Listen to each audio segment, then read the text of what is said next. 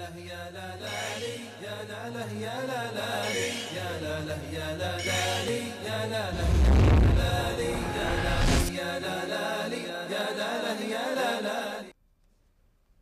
السلام علیکم ورحمۃ اللہ وبرکاتہ. ناظرین، پروگرام بات چیت میں جناب عبید الرحمن شفیق صاحب کی جگہ آج میں آپ کا میزبان عبداللہ علمزیب آپ کی خدمت میں حاضر ہوں. ناظرین، آج کے پروگرام میں ہم بات کریں گے کہ معاشرے کی تعمیر، معاشرے کی اصلاح اور معاشرے کی ترقی میں مسجد کا کردار کیا تھا، کیا ہے اور کیا ہونا چاہیے. ناظرین محترم، رسالت مآب صلی اللہ علیہ وسلم کے زمانے کو اگر ہم پڑھیں تو ہمیں وہاں پہ مسجد صرف ایک عبادت گاہ کے طور پہ نظر نہیں آتی، بلکہ ریاستی امور کے تمام فیصلے، عوامی مسائل کا حل اور بڑے بڑے مشورے، بہت کچھ ان مساجد میں ہوا کرتا تھا. اس کے بعد اگر خلفائے راشدین کا زمانہ دیکھا جائے تو یکے بعد دیگرے تمام خلفائے اربعہ میں ان کے زمانہ میں یہی معمول رہا کہ مسجد ہی مسلمانوں کا ایک مرکز تھا، جہاں پہ غریب اور امیر کی رسائی ممکن تھی، جہاں پہ ہر کسی کی بات سنی جاتی تھی، جہاں پہ فیصلے سرزد ہوتے تھے، جہاں پہ حقدار کو اس کا حق ملتا تھا. اور اس کے بعد اگر اموی زمانے کا ہم مطالعہ کریں تو دمشق کی اموی مسجد بھی یہی کردار نبھاتی رہی ہے، جہاں ایک طرف حکمرانوں کے عمارتیں اور ان کے ہاؤسز ہوا کرتے تھے، لیکن اس کے ساتھ ساتھ مسجد کی اہمیت ان حکمرانوں کی عمارتوں سے زیادہ معتبر تھی. اسی لیے تو اسی زمانے میں عمر ثانی، سیدنا عمر ابن عبدالعزیز جیسے حکمران بھی پیدا ہوئے، جو تاریخ اسلام میں ایک عادل اور ایک پرہیزگار حکمران کے طور پہ جانے جاتے ہیں. الغرض ناظرین، جب تک مسلمانوں کے حکمران اور معاشرہ مسجد کے ساتھ جڑا رہا، مسلمان ترقی اور عروج کے منازل طے کرتے گئے اور مسلمانوں میں آپسی اختلافات کا کوئی چکر نہیں تھا. لیکن جیسے ہی مسلمان مسجد سے دور ہوتے گئے تو معاشرے کی جو حالت ہوئی ہے وہ ہمارے سامنے ہے. آج مسجد تو ہے، بلڈنگ تو ہے، لیکن لوگ نہیں آتے. کیا وجہ ہے؟ بلڈنگ تو وہی بلڈنگ ہے، کیا مسجد میں لوگوں کے تقاضے پورے نہیں ہوتے؟ یا مسجد میں لوگوں کو کچھ ایسا سکھایا جاتا ہے کہ لوگ مسجد سے دور ہو رہے ہیں؟ یا دور جدید کے مسائل کا حل مساجد میں نہیں ہے؟ کیا وجہ ہے کہ جہاں ایک طرف مسجد اسلام کا ایک قلعہ ہوا کرتا تھا، آج اسی مسجد میں لوگ نماز پڑھنے کے لیے بمشکل آتے ہیں؟ ان تمام امور کو آج ہم اپنے پروگرام میں جانتے ہیں، لیکن یہاں پہ میں زیادہ ضروری سمجھتا ہوں کہ حکیم الامہ جناب علامہ محمد اقبال رحمۃ اللہ علیہ نے جو مساجد کے حوالے سے اپنا ایک تحفظ اور جو ان کا ایک شکوہ تھا وہ پیش کیا ہے، میں وہ آپ ناظرین کے ساتھ شیئر کرنا چاہتا ہوں. فرماتے ہیں، واعظ قوم کی وہ پختہ خیالی نہ رہی. شاید یہی وہ وجوہات ہیں جن کی وجہ سے آج ہم مسجد سے دور ہیں. واعظ قوم کی وہ پختہ خیالی نہ رہی، برق طبعی نہ رہی، شعلہ مقالی نہ رہی، رہ گئی رسم اذاں، روح بلالی نہ رہی. اذاں تو آج بھی مساجد میں گونجتی ہے، لیکن وہ روح، وہ تڑپ نہیں ہے جو دکاندار کو دکان بند کرنے پہ مجبور کر دے اور جو ایک سوئے ہوئے کو نیند قربان کرنے پہ مجبور کر دے. رہ گئی رسم اذاں، روحی بلالی نہ رہی، فلسفہ رہ گیا، تلقینی غزالی نہ رہی. مسجدیں مرثیہ خواں ہیں کہ نمازی نہ رہے، یعنی وہ صاحب اوصاف حجازی نہ رہے. شاید یہی وہ وجوہات ہیں جنہیں حکیم الامہ علامہ محمد اقبال رحمۃ اللہ علیہ نے بیان کیے ہیں. شاید یہی انہی وجوہات کی وجہ سے لوگ مسجدوں سے دور ہیں. مزید مسجد کے کردار اور مسجد سے دوری کے وجوہات اور مسجد کا تعمیر ملت میں کیا کردار ہونا چاہیے، اس پہ ہم بات کرتے ہیں۔ اس حوالے سے ہمارے ساتھ آج اسٹوڈیو میں تشریف فرما ہیں مذہبی اسکالر اور معروف کالم نگار جناب غلام نبی مدنی صاحب۔ میں انہیں خوش آمدید کہتا ہوں۔ مدنی صاحب بہت شکریہ آپ نے شرکت کی۔ اور اسی طرح ناظرین ہمارے ساتھ فون کال پہ ساتھ دیں گے جناب ہشام الہی ظہیر صاحب، میں انہیں بھی خوش آمدید کہتا ہوں، اور جناب عبدالوحید روپڑی صاحب کو بھی خوش آمدید کہتا ہوں، وہ بھی ہمیں کچھ دیر بعد جوائن کریں گے۔ ناظرین میں چاہتا ہوں کہ پروگرام میں آگے بات کرنے سے پہلے ہم ایک ڈاکومنٹری کا مشاہدہ کریں، جس میں ہم دیکھ سکیں گے کہ مسجد کا کردار کیا تھا، کیا ہے اور کیا ہونا چاہیے۔ اس کے بعد ہم بات آگے بڑھاتے ہیں۔ مسجد کا ماضی اور حال۔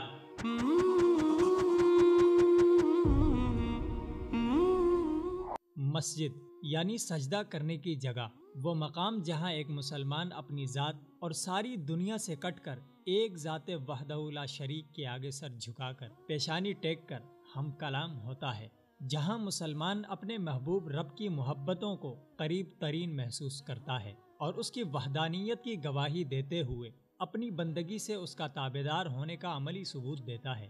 دین اسلام میں مسجد کو مرکزی حیثیت حاصل ہے۔ ایک صاحب ایمان مسلمان اور مسجد کا تعلق اتنا ہی گہرا اور ضروری ہے جتنا مچھلی کے لیے سمندر کا پانی۔ اسلام میں مسجد کو عبادت، تعلیم و تربیت، ثقافت اور تہذیب و تمدن کے اعتبار سے مرکزی مقام حاصل رہا ہے، بلکہ مسلمانوں کی تمام سرگرمیوں کا مرکز و منبع مسجد ہی تھی۔ اسلام کی تبلیغ و تعلیمات کا آغاز مسجد سے ہوا۔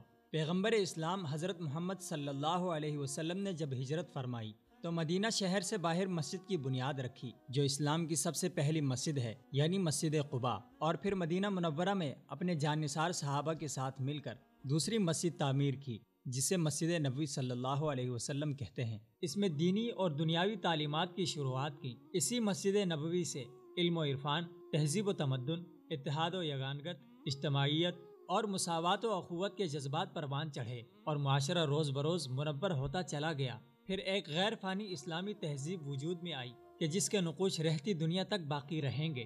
روئے زمین کی پہلی مسجد بیت اللہ شریف ہے، جسے فرشتوں نے تعمیر کیا۔ اسلام میں مسجد کی اہمیت اور مقام صرف عبادت گاہ کی نسبت سے نہیں، بلکہ مسجد اسلامی تعلیمات، تبلیغ و اشاعت دین، تعلیم و تعلم اور علم و ہنر کا مرکز و محور بھی ہے۔ ابتدائے اسلام سے لے کر مسلمانوں کی آخری سلطنتوں تک مساجد ہی علم و ہنر کا گہوارہ اور عدل و انصاف کا مرکز ہوا کرتی تھیں۔ اسلامی حکومت کے تمام عدالتی فیصلے اور احکامات مسجد سے ہی جاری ہوتے تھے۔ مساجد ہماری تربیت گاہیں اور معاشرے کے اتحاد و اتفاق کی علامت ہوا کرتی تھیں۔ اسلامی لشکر جہاد و قتال کے لیے مساجد سے ہی روانہ کیے جاتے تھے، اور معاشرے کی فلاح و بہبود کے لیے فنڈنگ کا انتظام بھی مساجد میں ہوتا تھا۔ مسجد میں نسلی، لسانی، قومیتی برتری، عصبیت اور رنجشوں سے پاک ہو کر اخوت اور بھائی چارے کا ماحول ہوتا ہے۔ لیکن افسوس آج کے دور کے مسلمان کا مسجد سے تعلق بھی ہمارے شاندار ماضی کی طرح کمزور ہوتا جا رہا ہے۔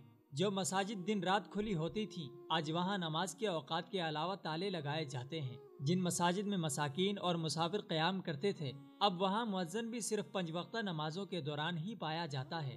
آج ہمارے معاشرے کے 95% افراد کا تعلق مساجد سے کٹ چکا ہے۔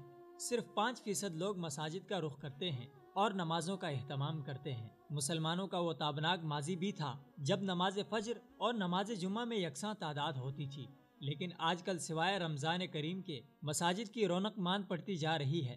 مسجدوں کی ویرانیوں کی بدولت معاشرے میں روحانی چین اور سکون بھی ناپید ہوتا جا رہا ہے، جبکہ نوجوان نسل کا مسجد اور مکتب سے تعلق ٹوٹ کر مادیت پرست سوچ کے حامل اداروں سے جڑ چکا ہے، جہاں سے پیدا ہونے والی ذہنیت نوجوان نسل کو شکوک و شبہات سے بھرپور سوچ فراہم کرتی ہے۔ آج مساجد سے دوری ہی ہماری دین سے دوری کی سب سے بڑی وجہ ہے۔ ضرورت اس امر کی ہے کہ مسجد اور مکتب سے ایک دفعہ پھر تعلق جوڑا جائے، ایک دفعہ پھر خدا کے گھر کو اپنا ایمانی، ثقافتی، معاشرتی، روحانی، علمی اور تربیتی مرکز میں بدل کر اسلام کی حقیقی روح سے شناسائی حاصل کی جائے، کیونکہ آج دنیا میں موجود تمام باطل قوتیں مسلمانوں کے دلوں سے 2 چیزیں نکالنے کی سرتوڑ کوششیں کر رہی ہیں۔ ایک ان کے دل سے عشق رسول کو نکالنے کی کوشش، جبکہ دوسری کوشش یہ ہے کہ مسلمانوں کا مسجد سے تعلق توڑ کر دنیا کی رنگینیوں میں مصروف رکھا جائے۔ لیکن مسلمانوں کو بھی اپنے مرکز سے مضبوط تعلق استوار کر کے اغیار کی تمام حسرتوں پر پانی پھیرنے کی ضرورت ہے۔ جی ناظرین، ویلکم بیک۔ ڈاکومنٹری آپ نے مشاہدہ کی ہے۔ سب سے پہلے ہم آتے ہیں مدنی صاحب کی طرف۔ ناظرین، اگر ہم دیکھیں مدنی صاحب، اگر ہم دیکھیں کہ رسول خدا صلی اللہ علیہ وسلم جب آپ صلی اللہ علیہ وسلم نے ہجرت فرمائی مکہ سے مدینہ کی طرف، سب سے پہلے آئے قباء میں قیام فرمایا، تو سب سے پہلے مسجد تعمیر کرائی۔ اس کے بعد 13-14 دن جتنے بھی تھے، اس کے بعد جب مدینہ اندرونی مدینہ میں آ گئے تو وہاں پہ بھی پہلا سٹیپ، پہلا اقدام یہی کیا کہ مسجد تعمیر کرائی۔ اب کیا سمجھتے ہیں اس میں کوئی خاص بات تھی، کوئی اہمیت ہے، یا کیوں رسول اللہ صلی اللہ علیہ وسلم نے بہت سارے دیگر کام بھی تھے، مسجد کا انتخاب کیوں کیا؟ جی، اس کی بنیادی وجہ یہ ہے کہ دیکھیں، جب اللہ تعالیٰ نے انسانیت کو بنایا، کائنات کو بنایا، تو اللہ تعالیٰ نے خود ہی اس کے ساتھ انسان کو کیوں بنایا؟ مسجد کی جو تخلیق ہے، مسجد کی جو تعمیر ہے، اس کی تعمیر میں وہ انسان کی تخلیق ہی کا ایک قسم کا راز پوشیدہ ہے کہ انسان کی تخلیق کا مقصد کیا تھا؟ اللہ کی عبادت کی جائے۔ جی، اللہ نے خود ہی کہا کہ انسانوں کو، میں نے کائنات کو سب کو کس لیے بنایا؟ کہ اللہ کی عبادت کی جائے، اپنی عبادت کے لیے بنایا۔ تو جب عبادت کے لیے بنایا تو کوئی معبد بھی تو ہونا چاہیے جہاں عبادت کی جائے، تو اس معبد کو بھی اللہ نے خود ہی بنایا۔ قرآن پاک میں آتا ہے ان اول بیت وضع للناس للذی ببکۃ مبارکا وہدی للعالمین، کہ جو سب سے پہلا گھر ہے عبادت کے لیے جو دنیا میں بنایا گیا وہ مکہ مکرمہ ہے۔ تو یہ مکہ مکرمہ، بیت اللہ، مکہ مکرمہ کے اندر جو بیت اللہ ہے، یہ جو بیت اللہ اللہ کا گھر ہے، اس کو کیوں بنایا گیا؟ اس لیے بنایا گیا تاکہ لوگ وہاں آئیں، لوگ اللہ کی عبادت کریں۔ جس مقصد کے لیے لوگوں کو، کائنات کو بنایا گیا، لوگوں کو بنایا گیا، وہ مقصد اپنا پورا کریں۔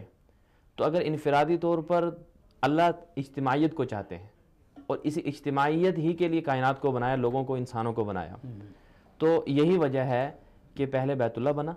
پھر جیسے کہ آپ نے کہا، جب سارے انبیاء کرام آتے رہے، ہر نبی کے دور میں، ہر امت کے اندر ان کے ہاں نمازیں، اللہ کی عبادت کا ایک خاص طریقہ مقرر تھا، لیکن یہ امت محمدیہ صلی اللہ علیہ وسلم ہی کی شان ہے کہ جیسے کہ آپ صلی اللہ علیہ وسلم نے خود فرمایا کہ مجھے ایک خاص فضیلت یہ دی گئی ہے کہ میرے لیے ساری زمین کو مسجد بنا دیا گیا، تو جہاں پر چاہیں مسلمان وہاں نماز ادا کر سکتے ہیں، جبکہ اس سے پہلی امتوں کے لیے ایسا نہیں تھا۔ اچھا، ساری زمین جب پاک ہے، جب ساری زمین مسجد ہے، تو پھر ایک خاص جگہ کو مقرر کرنا، وہاں پہ ایک بلڈنگ بنانا، اس کی کیوں ضرورت ہے؟ یعنی بیت اللہ کی بات کر رہے ہیں آپ؟ نہیں، آپ نے مسجد، ہاں مسجد، ظاہری بات ہے کہ ساری زمین تو مختص ہے ہی، تو اب لوگ اس قدر وافر مقدار میں ہے، اگر ہر جگہ پہ لوگ پڑھنے لگ جائیں گے نماز، تو اس سے انتشار ایک قسم کے انفرادی کام ہو جائے گا، اجتماعیت کو مد نظر رکھیں۔ تو میں یہ سمجھتا ہوں کہ جو سب سے پہلے اور جو حکمت تھی رسول اکرم صلی اللہ علیہ وسلم کے یہاں آنے کے بعد،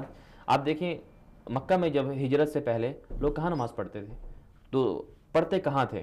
تو اس وقت ایک قسم کی پابندیاں تھیں، تو ایک خاص گھر مقرر کیا ہوا تھا، وہیں آ کر لوگ نماز پڑھتے تھے، یا اپنے گھروں میں، پڑھتے تھے۔ لیکن یہاں پر آ کے رسول پاک صلی اللہ علیہ وسلم نے مسجد کو بنایا، مسجد قباء کو بنایا۔ اس کی بنیادی وجہ تھی کہ لوگوں کو جوڑ دیا جائے، لوگوں کو ایک ساتھ ایک ایسی جگہ، ایک پلیٹ فارم ایسا دے دیا جائے جس میں وہ آئیں اور آ کر ایک دوسرے سے ملیں، دین کو سیکھیں، تعلیم کو سیکھیں، توحید کو سیکھیں اور اس کا پرچار کریں۔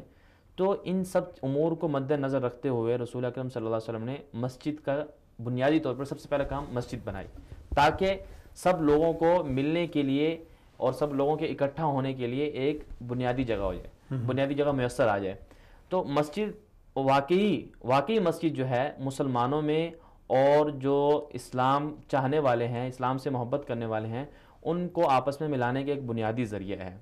تو یہی میں سمجھتا ہوں کہ اس کی بنیادی حکمت تھی، اور اسی وجہ سے رسول اکرم صلی اللہ علیہ وسلم نے مسجد کو بنایا۔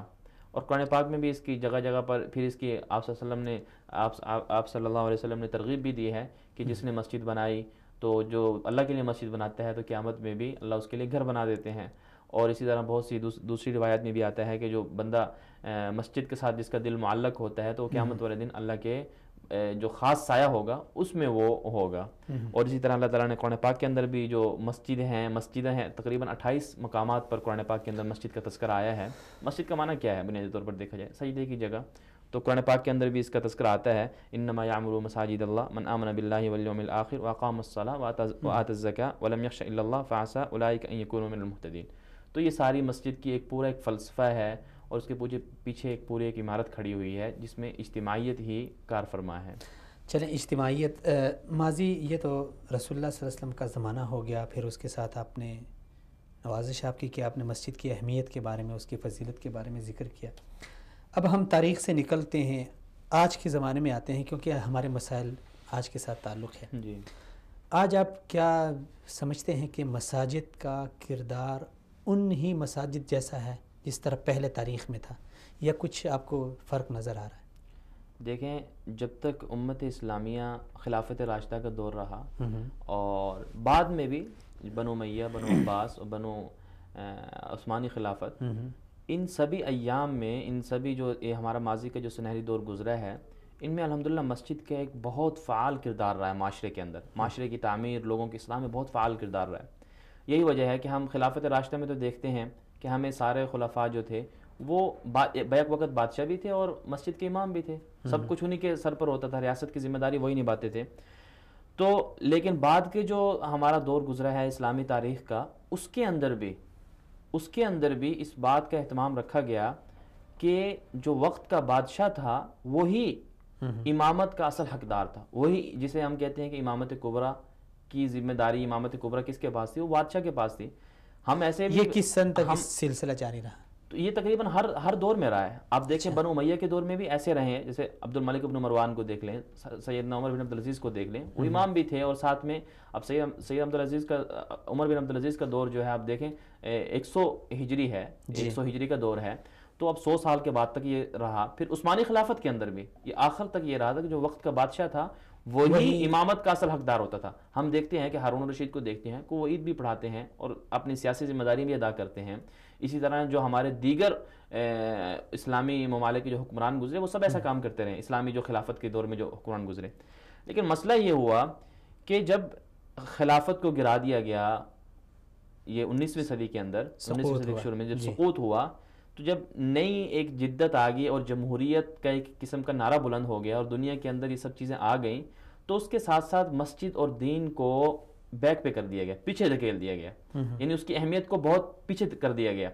اب اگر ہم دیکھیں، یہ اہمیت ہم نے خود ختم کر دی یا اس کو نہیں، اس میں سازشیں تو واقعی تھیں، اس میں سازشیں، اہمیت مسجد کی اہمیت کیوں گری، اور مسجد میں یعنی آپ دیکھیں خلیج قائم ہو گئی ہے کہ جیسے کہتے ہیں نا کہ سیاست آپ کی ذمہ داری ہے۔ آج ہم دیکھیں کیا ہیں، جو سیاست کرنے والے لوگ ہیں ان کا تو اسلام سے بھی بہت معمولی تعلق رہ گیا ہے، تو وہ کیسے امامت کبریٰ کے حقدار ہوں گے اور کیسے وہ امامت کریں گے؟ تو میں یہ سمجھتا ہوں کہ جو اس میں سازشیں شامل تھی، لیکن اس کے ساتھ ساتھ جو مسجدوں کا سنبھالنے والے تھے، مسجدوں کی جو ذمہ داریاں ادا کرنے والے تھے، ان کا بھی اس میں کردار ہے۔ تو خلافت عثمانیہ کے زوال کے بعد، سقوط کے بعد جو ہے، جو ایک جمہوریت کا جو نعرہ بلند ہوا، فرانس سے آیا، تو پھر پھر اس کے بعد جو ہم دیکھتے ہیں کہ پوری دنیا میں اسلامی ممالک کے ٹکڑے ٹکڑے کر دیے گئے، تو اس میں کیا ہوا کہ مسجدوں کو تو پیچھے، بلکہ اس مسجد کیا پورے اسلام کو پیچھے کر دیا گیا۔ تو جب اسلام کو پیچھے کرنے کا بنیادی ذریعہ کیا تھا کہ کس وجہ سے پیچھے اسلام کو کیا جا سکتا ہے، کہ لوگوں کا تعلق مسجد سے کمزور کر دیا جائے۔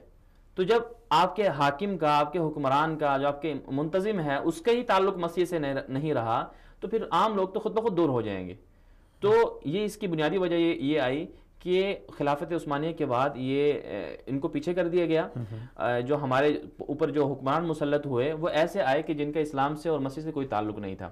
اور میں یہ سمجھتا ہوں کہ آپ علیہ السلام کے دور میں اور صحابہ کرام کے دور میں جو مسجد کا ایک فعال کردار تھا وہ آج نہیں ہے، ہمارے معاشرے میں نہیں ہے۔ دیکھیں، ہم دیکھتے ہیں کہ رسول اکرم صلی اللہ علیہ وسلم کے زمانے میں جو ریاست کی جو بنیادی ذمہ داریاں ہیں، وزیر خارجہ بھی وہی ہے اور وزیر دفاع بھی وہی ہیں، دفاع کے مشورے بھی وہی ہو رہے ہیں، کس سے بین الاقوامی جو تعلقات ہیں، انٹرنیشنل ریلیشنز کس سے ہم نے رکھنی ہے، کس سے کیا کرنا ہے، وہ سب کچھ وہی ہو رہے ہیں۔ اور جو لوگ سفارتکار آ رہے ہیں وہ بھی مسجد میں آ رہے ہیں، ان کی دیکھ بھال بھی مسجد سے کی جا رہی ہے، سارے کام مسجد سے کیے جا رہے تھے، لیکن وہ نہیں، اب وہ نہیں ہے۔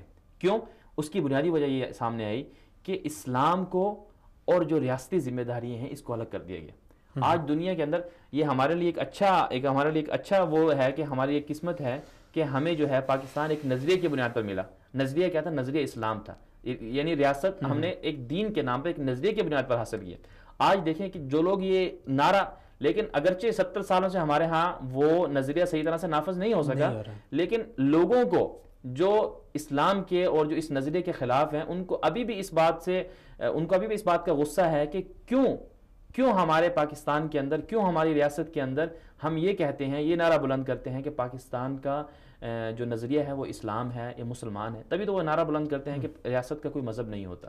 تو جب آپ یہ نعرہ بلند کریں گے کہ ریاست کا کوئی مذہب نہیں ہوتا، ریاست کا کوئی دین نہیں ہوتا، تو اس کا مطلب یہ ہوا کہ آپ نے دین کو الگ کر دیا اور جو سیاست ہے اس کو الگ کر دیا. تو اس کا مطلب یہ ہوگا کہ مسجدوں کو آپ نے خود بخود پیچھے پھینک دیا. آپ یہ سمجھتے ہیں کہ مسجد سے ہمیں دور کیا گیا ایک سازش کے تحت، جی، تاکہ لوگ اسلام سے دور ہو جائیں. جی. اچھا، تو معاشرے میں اگر آپ دیکھیں تو معاشرے کے جو ہمارا معاشرہ ہے، اسلامی معاشرہ ہے، اور بہت ساری ضروریات ہماری مسجد سے وابستہ ہیں.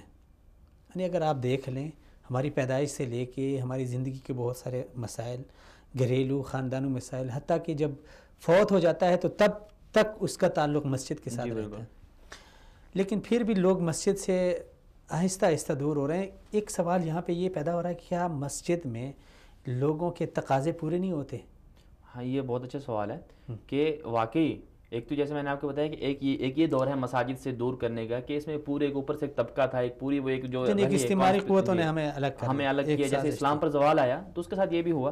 دوسری بنیادی وجہ یہ تھی کہ جو مسجدوں کو سنبھالنے والے لوگ تھے، جنہوں نے مسجد کی دیکھ بھال کرنی تھی، مسجد سے لوگوں کو جوڑنا تھا، وہ آپس میں تفریق کا شکار ہو گئے.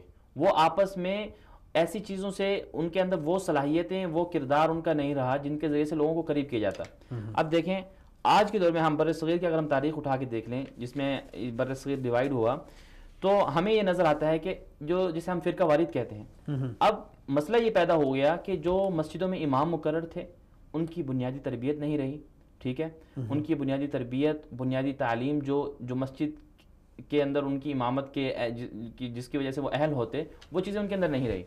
تو لوگوں کو مسجد، یہ حقیقت ہے کہ لوگوں کی ضروریات، ساری ضروریات مسجد سے وابستہ ہیں. جیسے کہ آپ نے کہا کہ پیدائش سے لے کر موت تک مسجد سے ہمارا کیونکہ ایک مسجد جو ہے یہ انسان کو، جو مسلمان ہے اس کو وہ ساری چیزیں مہیا کرتی ہے. تو ایک تو بنیادی اس میں وجہ یہ شامل ہوئی کہ جو مسجدوں کے ذمہ دار تھے ان کے اندر وہ اہلیت اور وہ ٹیلنٹ اور وہ کردار نہیں رہا جس کے ذریعے سے لوگ ان پر اعتماد کرتے کہ ہاں واقعی ہمیں ان پر اعتماد کر کے مسجدوں کی طرف جانا چاہیے. ایک وجہ تو یہ رہی.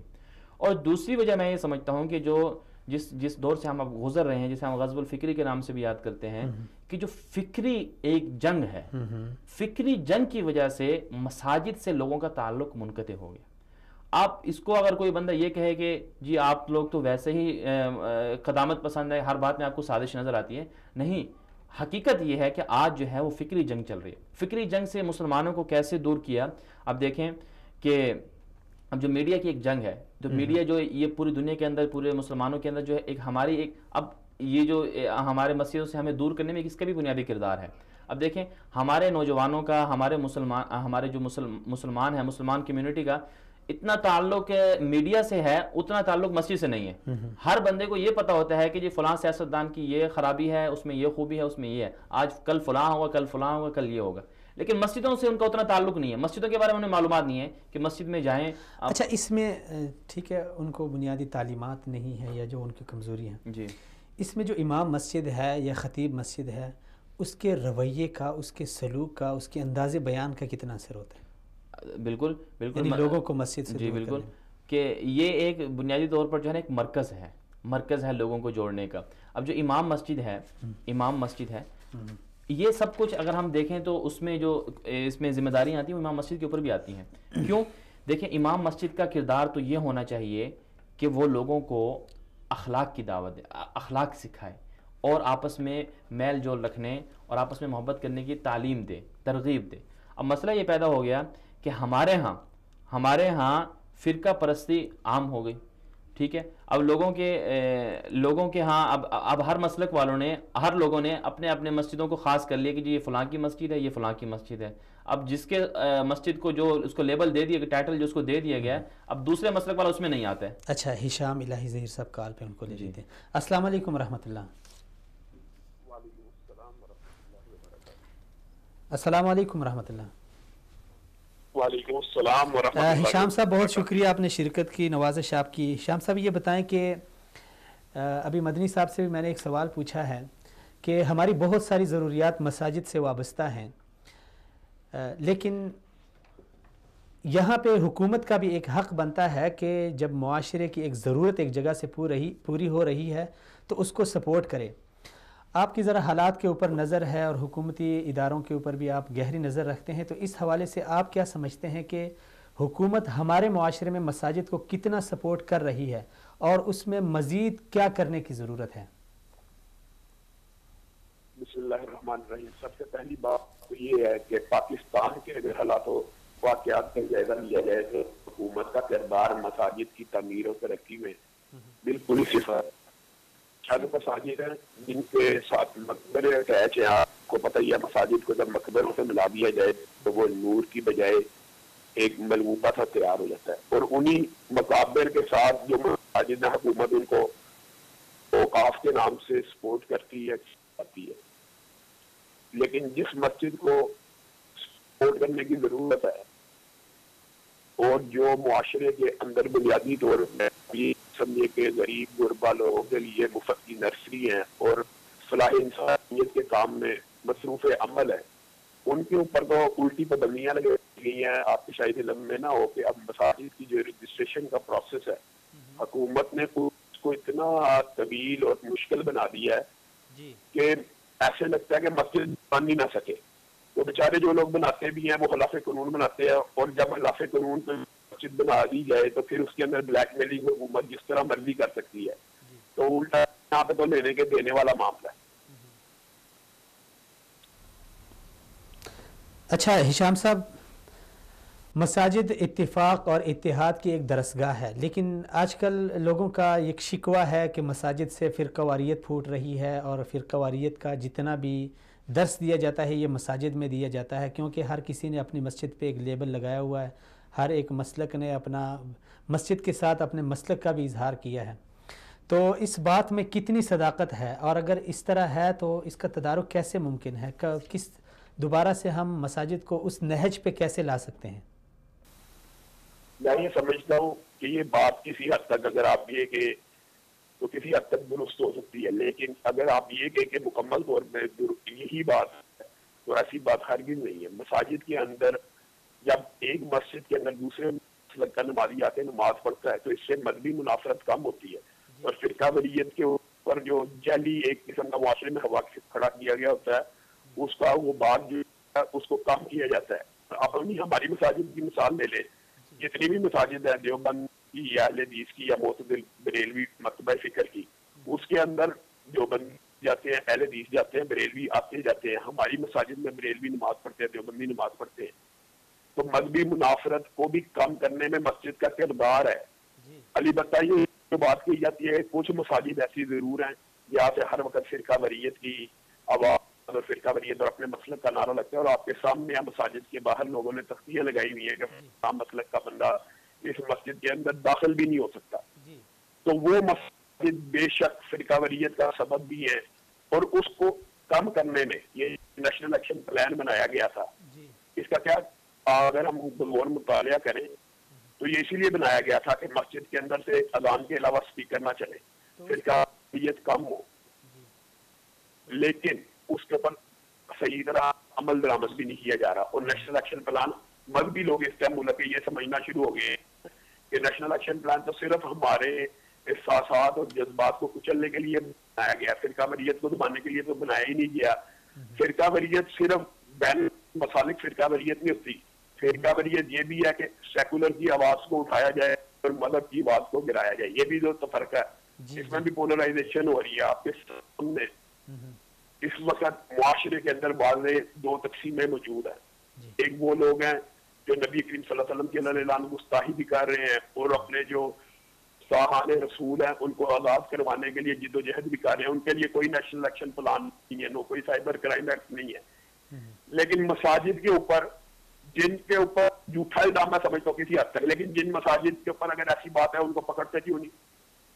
जिनको फ़िरक़ावारियत का अलम बरदार समझते आप उनके खिलाफ भी कार्रवाई करते, तो ये हुकूमत की अच्छा है। और غلط پالیسی. مسجد کا جہاں پہ ایک بہت بڑا کردار ہے معاشرے کی تعمیر، اس کی اصلاح اور اس کی ترقی میں، اس کے ساتھ ساتھ جو بالکل، امام بالکل. مسجد ہوتا ہے، جو خطیب مسجد ہوتا ہے، یا جو انتظامیہ ہوتی ہے، یقیناً اس بات کو ماننا پڑے گا کہ ان کا بھی بہت بڑا کردار ہوتا ہے. تو جو ائمہ مساجد ہیں، جو خطباء کرام ہیں، جو مفتیان اعظام جو وہاں پہ بیٹھے ہوتے ہیں، یا قراء کرام جو وہاں پہ قرآن کریم کا، آپ کیا سمجھتے ہیں کہ مذہبی جماعتوں کے لیول پہ مساجد کے ان ائمہ اور خطباء کو کوئی ایسی تربیت دینی چاہیے جو معاشرے کو یکجا کرے، جو معاشرے میں اتفاق اور اتحاد کا درس پلائیں؟ بالکل بالکل، کیوں نہیں دینی چاہیے. آپ کی تجویز 100% درست ہے. اور آپ نے یہ جو بات کی ہے نا، مساجد کا کردار بھی ہوتا ہے معاشرے کے اندر، اور امام کا، اس کو ایک انگلش میں خاص ٹرم استعمال کی جاتی ہے، موسٹ امام ایز این اوپینین لیڈر. جی. مسجد کا جو امام ہوتا ہے وہ لوگوں کی رائے عامہ کے ہمواری میں بنیادی کریکٹر ہے. یعنی گورا بھی کر کے یہ بات مانتا ہے کہ صرف مسجد اوپینین لیڈر نہیں ہوتی، بلکہ اس کا امام بھی اوپینین لیڈر ہوتا ہے. وہ معاشرے کو جس سمت میں لگانا چاہے گا وہ سمت میں معاشرہ یا کم از کم اس کا حلقہ احباب ضرور چل پڑے گا. جی. تو لازمی بات یہ ہے جو آپ نے یہ نشاندہی کی ہے مسئلے کی، اگر مذہبی جماعتیں باقاعدہ منظم طور پہ ان اماموں کی تربیت کا کورس کروائیں تو اس کے بہت اچھے نتائج اور خاطر نتائج لیے جا سکتے ہیں، اتحاد کے لیے بھی لیے جا سکتے ہیں. اور ایک دوسرے کو تان و تشنیع کا نشانہ بنائے بغیر اماموں کی یہ تربیت کی جا سکتی ہے بھائی کہ آپ عقائد کی اپنے جو آپ سمجھتے ہیں بہتر ان کی نشاندہی کریں. کسی کا نام لیے بغیر، کسی کو برا بھلا کہے بغیر بھی تو اصلاح ہو سکتی ہے. اللہ کی طرف آؤ، رسول کی طرف آؤ، کسی کا نام لیے بغیر بھی اصلاح کی جا سکتی ہے. اور اگر مذہبی جماعتیں اپنے امام کو اس طرح تربیت کریں مساجد کی تو انشاءاللہ آپ کی یہ جو تجویز ہے بڑی اچھی ہے، اہم ہے کہ معاشرے کے اندر جو ہے فرقہ واریت بھی کم ہو سکتی ہے اور لوگوں کے اندر آپس میں مساوات، اخوت کا رشتہ بھی قائم ہو سکتا ہے. چلیں جی علامہ صاحب، بہت شکریہ آپ نے شرکت کی، سلامت رہیں. جی ناظرین، ابھی ہم آتے ہیں دوبارہ مدنی صاحب کی طرف. مدنی صاحب، میں نے آپ سے سوال پوچھا تھا کہ جو امام اور خطیب کا رویہ، اس کا جو سلوک اور اس کا جو بیہیویئر ہے وہ کتنا اثر انداز ہوتا ہے؟ جی بالکل، جیسے کہ علامہ صاحب نے بھی اس میں وہی اپنی بات کوٹ کی کہ ایک جو امام ہوتا ہے وہ لیڈر ہوتا ہے، لیڈر، وہ خاص کر ہمارے لوگوں معاشرے کی میں رائے عامہ ہموار کرتا ہے. تو اب دیکھیں، اگر اس میں اس سے ہمیں یہ سمجھ میں آتی ہے کہ امام کو ایسے لیول پر ہونا چاہیے جو جس لیول تک جو ہے سب لوگوں کی رسائی ہو، سب لوگ اس تک بآسانی پہنچ سکیں. اب امام کو ایک خاص فکر میں، ایک خاص نظریے کے اندر، ایک خاص سوچ کے اندر محدود اپنے آپ کو نہیں کرنا چاہیے. مثلا امام کو فقط یہ نہیں پتہ ہونا چاہیے کہ امام صرف اتنی بات نہ جانتا ہو کہ بس اس کا کام تو نمازیں پڑھانا ہے اور لوگوں کو صرف حدیث کا درس دینا ہے اور یہ عام یا دیگر جمعہ پڑھانا ہے. یہ نہیں ہونا چاہیے، بلکہ ایک امام کو بنیادی طور پر ہر اس مسئلے سے واقف ہونا چاہیے اور ہر اس مسئلے کا حل اس کے پاس ہونا چاہیے جس سے لوگوں کو واسطہ پڑتا ہو. مثلا ایک آدمی بینک کا ملازم ہے، ایک آدمی اکنامکس سے جڑا ہے، کسی بھی معیشت سے جڑا ہوا ہے، تجارت سے جڑا ہوا ہے، تو امام کے پاس، مسجد کے امام کے پاس بنیادی طور پر اس جو تاجر ہے اس کا حل ہونا چاہیے، اس کے پاس اس کے جو تجارت کے جو مسائل ہیں ان کا حل اس کے پاس ہونا چاہیے. اور ایک آدمی اگر میڈیکل سے جڑا ہوا ہے، ہیلتھ سے جڑا ہوا ہے یا ہسپتالوں میں کام کر رہا ہے، تو ایک امام کے پاس جو اس کے بنیادی مسائل ہیں ان کا حل اس کے پاس ہونا چاہیے. اسی طرح اگر ایک آدمی بیوروکریسی سے جڑا ہوا ہے یا سیاست سے جڑا ہوا ہے تو ایک امام کے پاس اس سیاستدان کے، اس بیوروکریٹ کے وہ مسائل ہیں ان کا اس کے پاس حل ہونا چاہیے. ایسے ہی ہم عورتوں کے جو مسائل ہیں ان کے، ہم اس بات سے ایگری ہیں، اس سے اتفاق کرتے ہیں کہ ہمارے ائمہ اکرام کے الحمدللہ ان کی اتنی تربیت ہوتی ہے، ہمارے دین کا جو نصاب ہے، دینی نصاب، اس میں سب کچھ موجود ہے. اور اکثر مساجد کے اندر ایسا ہوتا ہے کہ امام ان چیزوں سے واقف ہوتے ہیں، لیکن بہت سی جو معاشرتی چیزیں ہیں، معاشرتی برائیاں ہوں گی یا سماجی مسائل ہوں گے، ان پر ائمہ اکرام کو اتنی گرفت نہیں ہوتی، یا اگر ہوتی بھی ہے ان سے ان کو واقفیت ہوتی بھی ہے تو وہ اس پر بات نہیں کرتے، اس پر بات نہیں کرتے. جدید جو مسائل ہیں اس سے وہ بات نہیں کرتے. اب نوجوانوں کے مسائل ہیں انٹرنیٹ کے اوپر، اور اس طرح جو سوشل میڈیا ہے، اور اس طرح کے بے شمار مسائل ہیں. کالر کو لے لیتے ہیں میرے خیال. جی السلام علیکم ورحمۃ اللہ. وعلیکم السلام ورحمۃ اللہ وبرکاتہ. جی بھائی، کون کہاں سے بات کر رہے ہیں؟ جی میں کامران بات کر رہا ہوں. جی کامران بھائی، کہاں سے فون کیا آپ نے؟ جی میں ایک سوال کرنا ہے. وعلیکم السلام. وعلیکم السلام. کہاں سے فون کیا آپ نے؟ جی میں کامران بات کر رہا ہوں. جی کیا کہنا چاہتے ہیں آج کے پروگرام کے حوالے سے، آج کے موضوع کے حوالے سے کیا کہنا چاہیں گے آپ؟ جی میرا ایک سوال ہے کہ امام صاحب ہیں ہمارے بینک میں کچھ پیسے ہیں، وہ پینشن بھی لیتے ہیں، کیا ان کے پیچھے نماز ہو جائے گی؟ یعنی آپ کے امام صاحب ہیں وہ بینک کے پیسے استعمال کرتے ہیں، وہاں سے یہ پیسے یا بینک میں اس نے رکھے ہیں، کیا اس کے پیچھے نماز ہو جائے گی؟ یہ آپ کا سوال ہے؟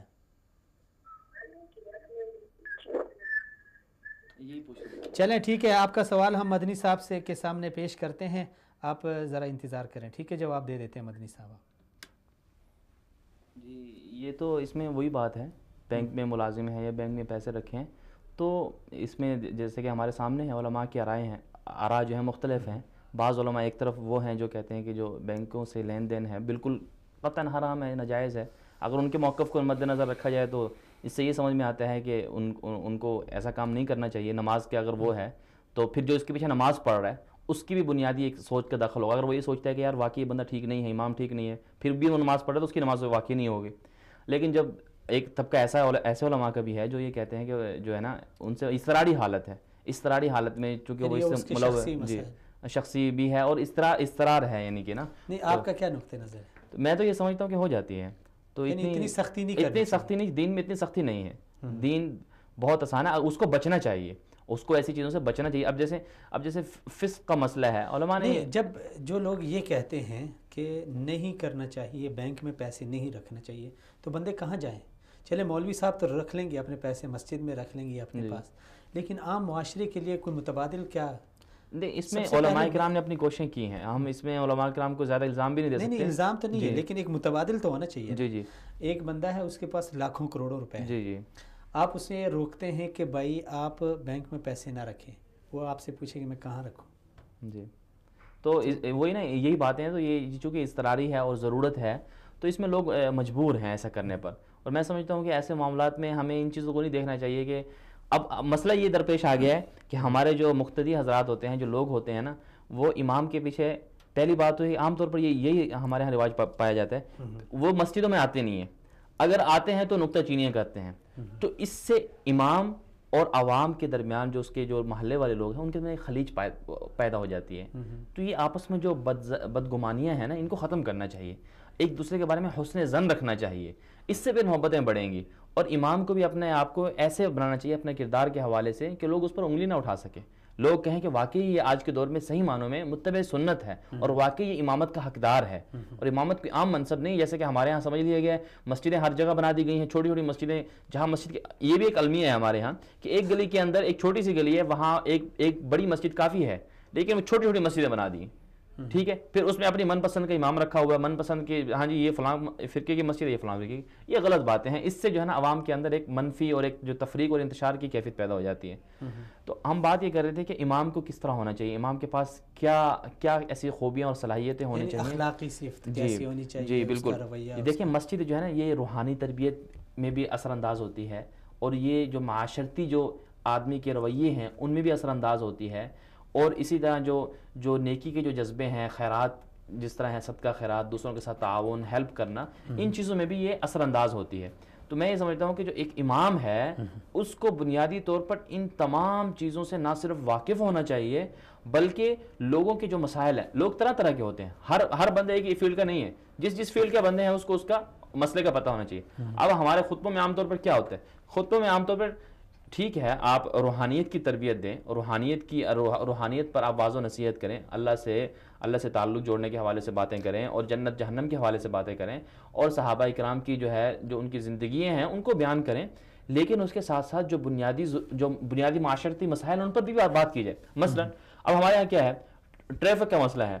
اب لوگ گاڑیاں چلا رہے ہیں، اب ٹریفک کے اوپر کون بات کرتا ہے کہ جی ہمیں ٹریفک کے مسائل کیا ہیں. سماجی مسئلہ ہے یہ کہ لوگ اب دیکھیں خواہ مخواہ کے لوگوں کو تنگ کرنے کے لیے ہارن دیتے ہیں، دوسروں کو راستہ نہیں دیتے، اشارے توڑ دیتے ہیں، اور ایسی جگہوں میں گاڑیاں کھڑی کر دیتے ہیں جہاں پر لوگوں کو تکلیف ہوتی ہے دوسروں کو.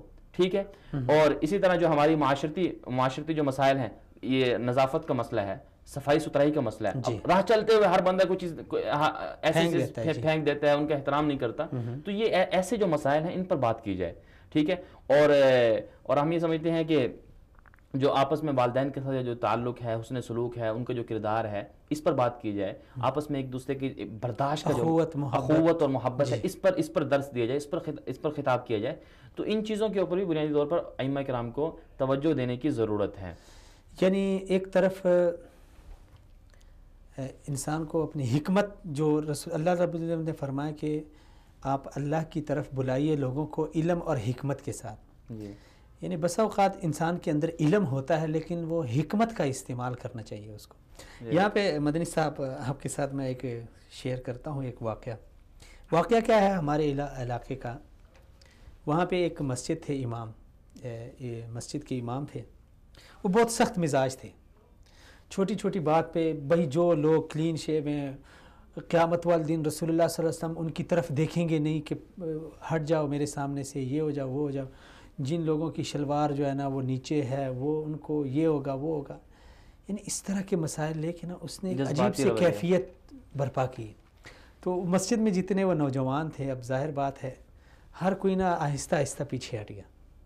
حتیٰ کہ ایک ایسا بھی دن آیا کہ وہ لڑکے بالکل آتے نہیں تھے نماز کے لیے. اللہ کا کرنا یہ تھا کہ اللہ تعالیٰ نے شاید ان کی قسمت میں اصلاح لکھی تھی، تو وہ مسجد کا امام چینج ہو گیا. دوسرا ایک مسجد کا ایک مولانا صاحب آ گئے. وہ ماشاءاللہ بہت، یعنی ان کے انداز میں، ان کے رویے میں، ان کے سلوک میں ایک عجیب جو ہے نا وہ طریقہ کار ان کے پاس تھا. وہ کیا کرتے تھے، جس کی داڑھی نہیں تھی اس کو بھی گلے لگایا، جس کی شلوار بھی ٹخنوں کے نیچے تھی، اوپر تھی، جدر بھی تھی، جیسے وہ نماز پڑھتا تھا، یعنی کسی کو کچھ نہیں کہا. اور کیا تھے، عصر کے بعد جی لڑکوں کو کہا میں بھی آپ کے ساتھ کرکٹ کھیلنے جاؤں گا. بس لڑکے بڑے خوش تھے، یار مولانا صاحب ہمارے ساتھ کرکٹ کھیلنے جائیں گے. تو جب عصر ہوتی تھی تو وہ لڑکوں کو کہتا تھا یار آؤ 5-10 منٹ ایک حدیث میں پڑھ لیتا ہوں، آپ سن لیں، اس کے بعد مل کے چلے جائیں گے، بیٹ بلہ لے کے چلے جائیں گے. تو یوں اس کا جو رویہ تھا، اس کا جو گل مل جانا معاشرے کے ساتھ.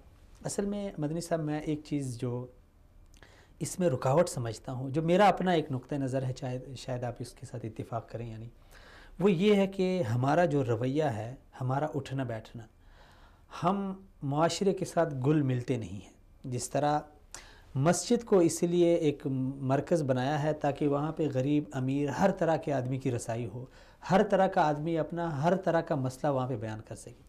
لیکن ہم کیا کرتے ہیں کہ مسجد میں آتے ہیں، ایک رومال لے کے ایسے بالکل جو ہے نا آنکھیں ایسے گور گور کے دیکھتے ہیں، تو وہ لوگ بھی پریشان ہو جاتے ہیں کہ یار مولانا صاحب تو بہت سیریس ہیں.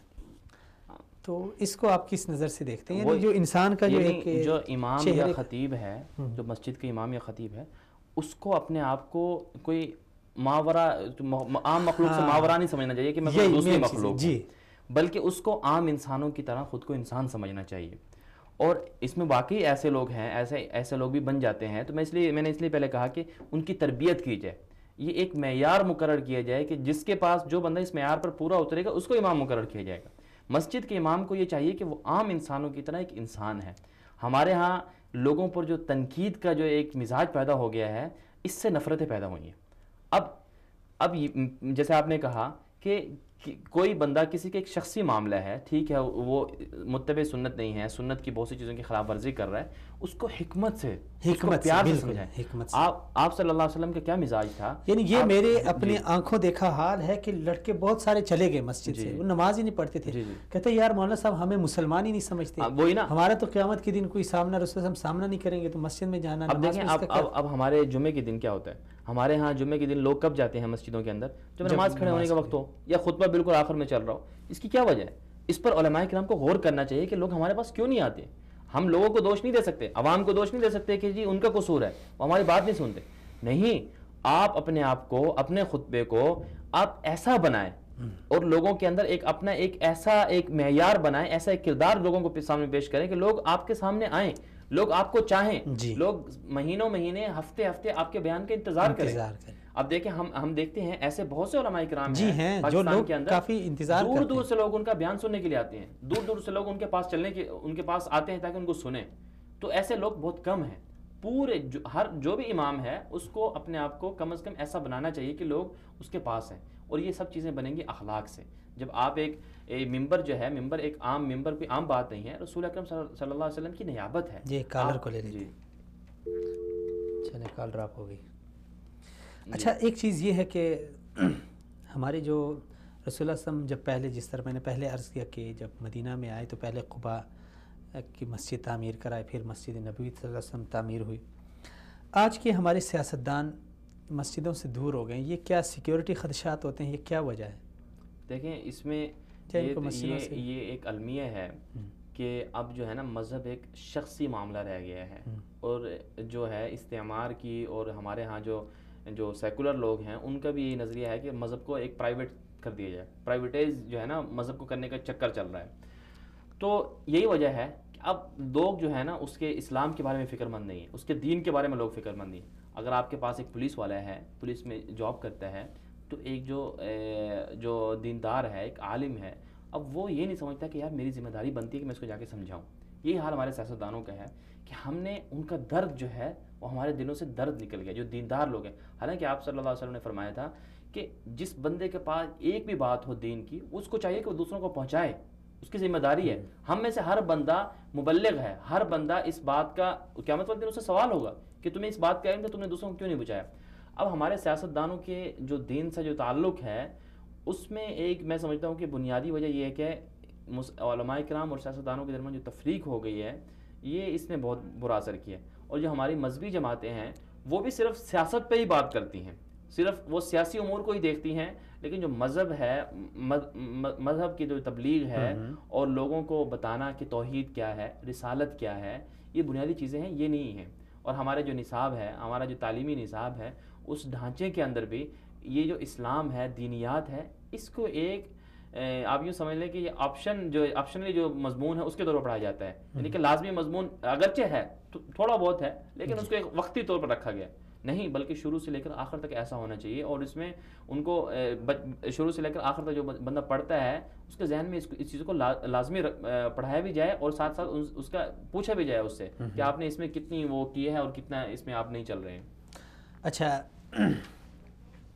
چلیں اب آتے ہیں، یہ تو ہمارا المیہ تھا، کچھ ہم نے تاریخ پہ بات کی، کچھ حالات کے اوپر بات کی ہے. اب ہم آتے ہیں کہ اس مسئلے کا حل کیا ہے. مسئلے تو ہم نے بیان کر دیے، یہ بھی مسئلہ ہو سکتا ہے، یہ بھی مسئلہ ہو سکتا ہے. تو سب سے پہلے جو مسجد کے ساتھ منسلک لوگ ہیں وہ علماء کرام ہیں. اب علماء کرام مسجد کو فعال دوبارہ سے اسی طرح کی بنانے کے لیے کیا کردار ادا کریں؟ دیکھیں میں تو ایک بات یہ سمجھتا ہوں کہ سب سے جو بنیادی بات ہے، علماء کرام کو چاہے وہ کسی بھی مسلک کا عالم ہو، جی اس کو اپنے سینوں کو، اپنے دلوں کو کھولنا ہوگا، وسیع کرنا ہوگا. بہترین. ٹھیک ہے، بنیادی بات تو یہ ہے کہ علماء کرام کو اپنے دلوں کو کھولنا ہوگا، سینوں کو کشادہ کرنا ہوگا. ہر ایسا بندہ جو مسلمان ہے، کلمہ گو ہے، اس کے بارے میں یہ نظریہ رکھنا ہوگا کہ یہ حق پر ہے اور یہ بالکل ٹھیک ہے، اور قیامت والے دن اللہ تعالیٰ اس کو بخشیں گے، اس کو جنت میں ڈالیں گے. جس نے کلمہ پڑھ لیا وہ جنت میں چلا گیا. ٹھیک ہے. ہاں اگر اس کے اندر، اس کی زندگی کے اندر کچھ ایسی خرابیاں ہیں جس سے وہ دین سے ہٹا ہوا ہے، تو اس کی فکر کرنی چاہیے، حکمت کے انداز سے اس کی وہ کرنی چاہیے. ایک تو بنیادی طور پر یہ ہو گیا. اور دوسرا یہ ہے کہ اخلاق کا مظاہرہ کرنا ہوگا. اخلاق کے جو سنہری زیور ہے اس سے علماء کرام کو خود کو آراستہ کرنا ہوگا.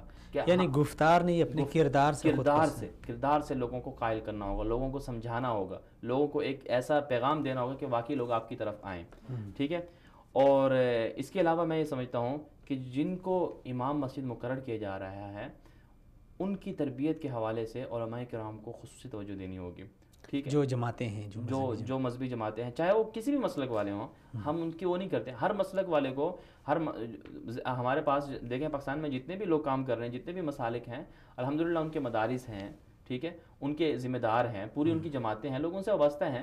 اور جو عام جو مساجد کے جو امام ہوتے ہیں ان کا کسی نہ کسی سے بڑوں سے اپنا تعلق ہوتا ہے. تو جو ان کے بڑے ہیں ان کو چاہیے کہ وہ نیچے والوں کو کم از کم وہ کریں، ان کو سمجھائیں کہ ان سے پوچھ کچھ بھی ہو کہ آپ کیا تبلیغ کریں، کیا کر رہے ہیں. اور سب سے بڑی بات یہ ہے کہ مساجد کے حوالے سے ہمارے ہاں اوقاف کے نام سے ایک ادارہ ہے، کام کر رہا ہے، لیکن یہ ادارہ میں سمجھتا ہوں کہ اتنا مؤثر نہیں ہے. اور اس کے انڈر میں چند ایک مساجد ہیں. ٹھیک ہے. جو حکومتی سرپرستی میں آتی ہیں بہت کم مساجد ہیں پاکستان میں. اکثر مساجد تو آپ یہ سمجھ لیں کہ وہ پرائیویٹ ہیں، ان کے جو اخراجات برداشت کرنے والا کون ہے؟ جی وہ معاشرے کے عوام ہوتے ہیں، عام لوگ ہوتے ہیں. نہیں، مساجد کے اوپر حکومت تو کڑی نگرانی کرنی چاہیے، لیکن محض نگرانی نہیں اپنے مقصد کے لیے کرنی چاہیے، بلکہ جو وہاں کے ائمہ ہیں، وہاں کے جو خطباء ہیں، ان کو بھی کم از کم ان کی جو دیکھ بھال ہے اس پر بھی غور کرنا چاہیے. مثلا ان کی ضروریات ہیں، اب ائمہ کرام کی جو ضروریات ہیں، ان کو گھر کی ضرورت ہے، ان کو صحت کی ضرورت ہے، ان کی تنخواہوں کا معاملہ ہے. اب لوگوں کے رحم و کرم پہ نہیں چھوڑنا چاہیے کہ لوگ اپنے چندوں سے ان کو پیسہ یعنی ہم صرف یہ کریں کہ تحقیق کریں کہ بھئی مسجد میں کیا ہے کیا نہیں ہے، یہ نہیں سوچتے کہ بھئی جو مسجد میں لوگ ہیں ان کو ہم کیا. اب دیکھیں اب حکومت کے نیشنل ایکشن پلان بنا دیا کہ ٹھیک ہے جی، اس میں اور اسپیکروں پر پابندی بھی لگا دی کہ جی آپ نے وہ نہیں کرنا، صرف خطبے کے ٹائم پر.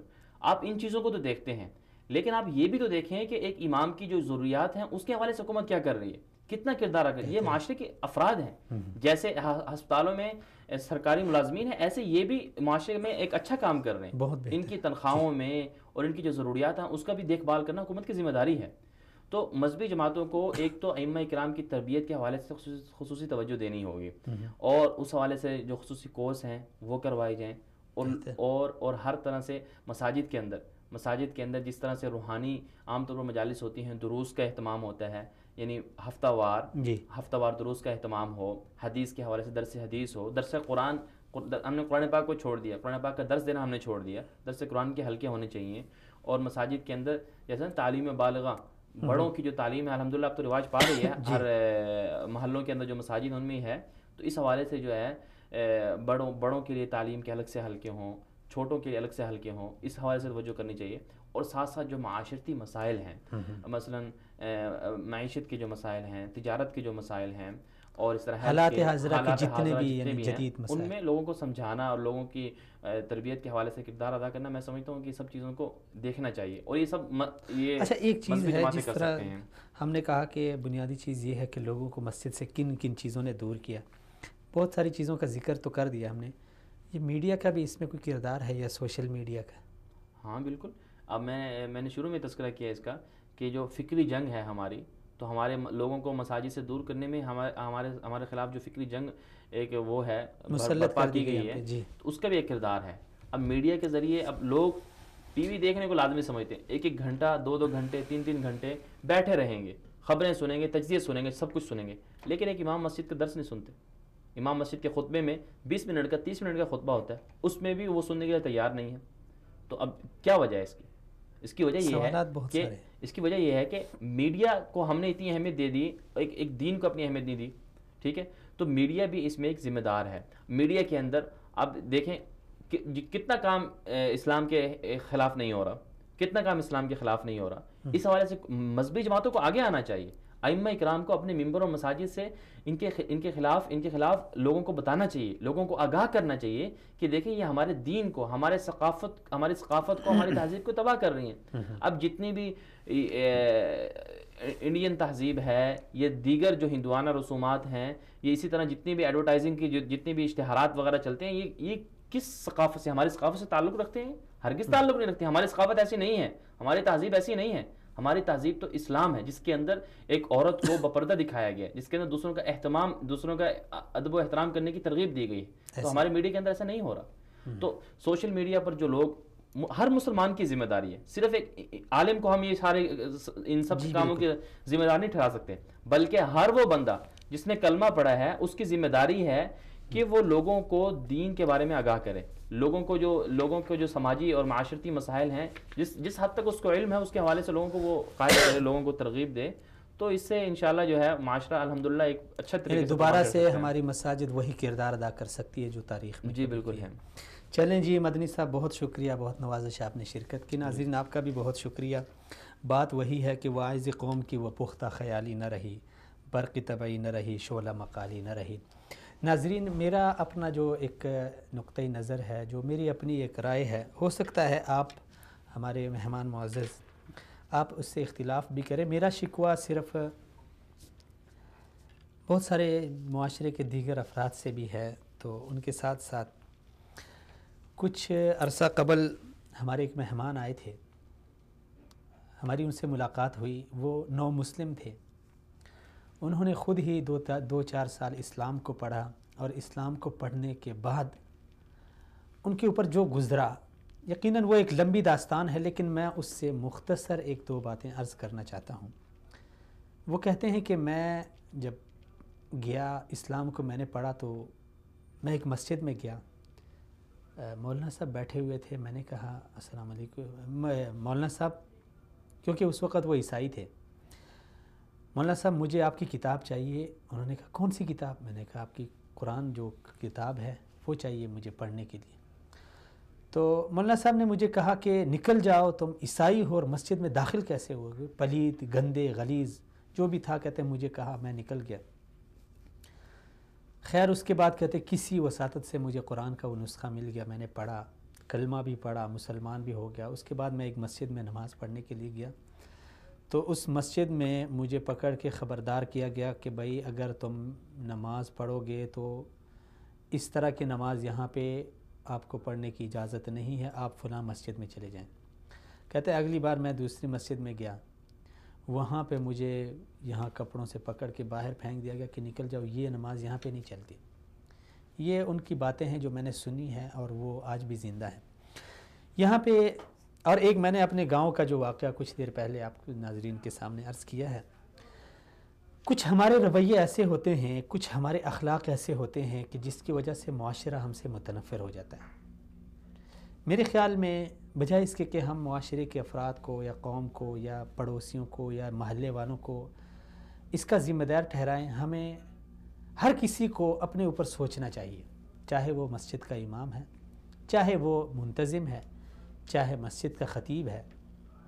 اسے سوچنا چاہیے کہ یار میرا رویہ کس طرح کا ہے، میرے بولنے کا انداز کس طرح کا ہے۔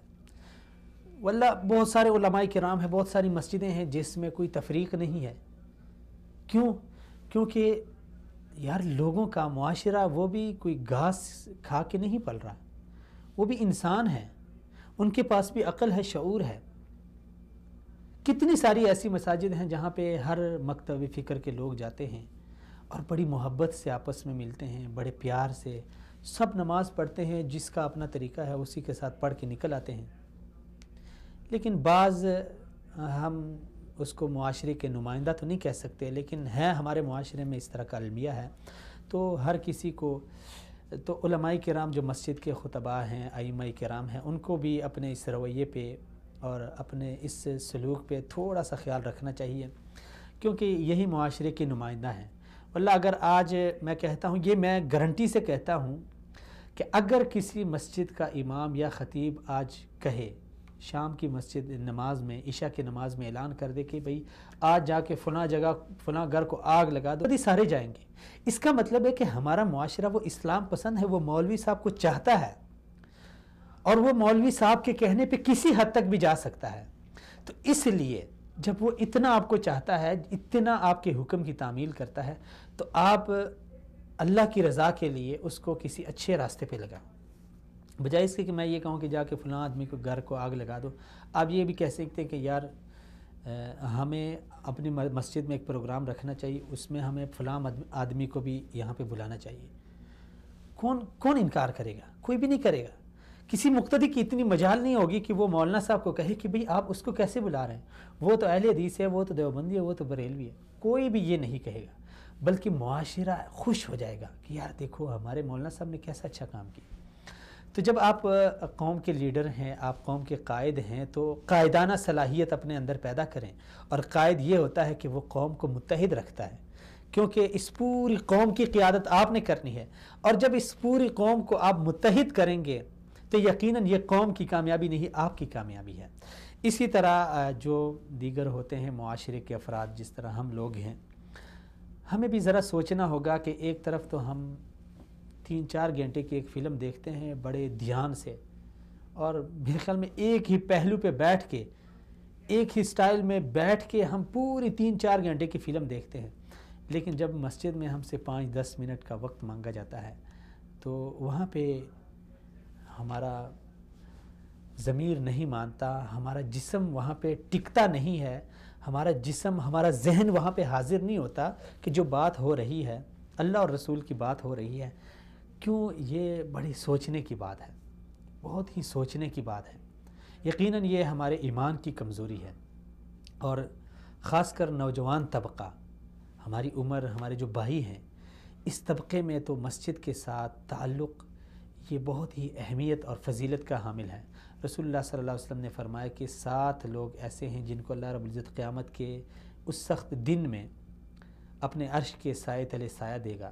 ان میں سے ایک آدمی ورجل قلبہ معلق بالمساجد، وہ شخص جس کا دل مسجد کے ساتھ لگا رہے، وابستہ ہو جائے۔ جب ایک نماز پڑھے تو اس کے دل مچل رہا ہو، اس کا جسم تڑپ رہا ہو کہ یار کب اگلی اذان ہو جائے گی کہ میں مسجد میں چلا جاؤں۔ تو مسجد یقیناً یہ ہماری اللہ تعالیٰ کے شاعر، اللہ تعالیٰ کی نشانیوں میں سے ہیں۔ اسے اللہ تعالیٰ نے اپنا گھر قرار دیا ہے، اور یہ ہمارے دین اسلام کے مراکز ہیں۔ ہمارے مساجد ہی ہمارے مراکز ہیں، ہر طرح سے یہ ہمارے مراکز ہیں۔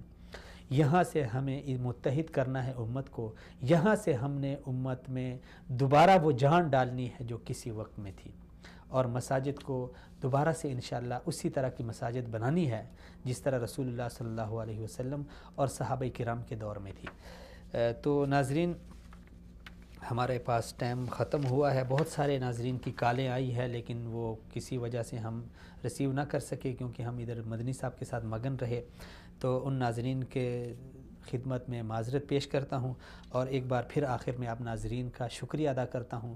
اپنے محترم مہمان جناب غلام نبی مدنی صاحب کا مشکور ہوں، اور اپنے معزز مہمان جناب ہشام الہی ظہیر صاحب کا بھی مشکور ہوں کہ انہوں نے شرکت فرمائی۔ تو انہی باتوں، انہی ٹوٹی پوٹی باتوں پہ ہم آپ ناظرین سے اجازت چاہتے ہیں۔ اگلے پروگرام میں دوبارہ سے ملاقات ہوگی، تب تک کے لیے السلام علیکم ورحمۃ اللہ وبرکاتہ۔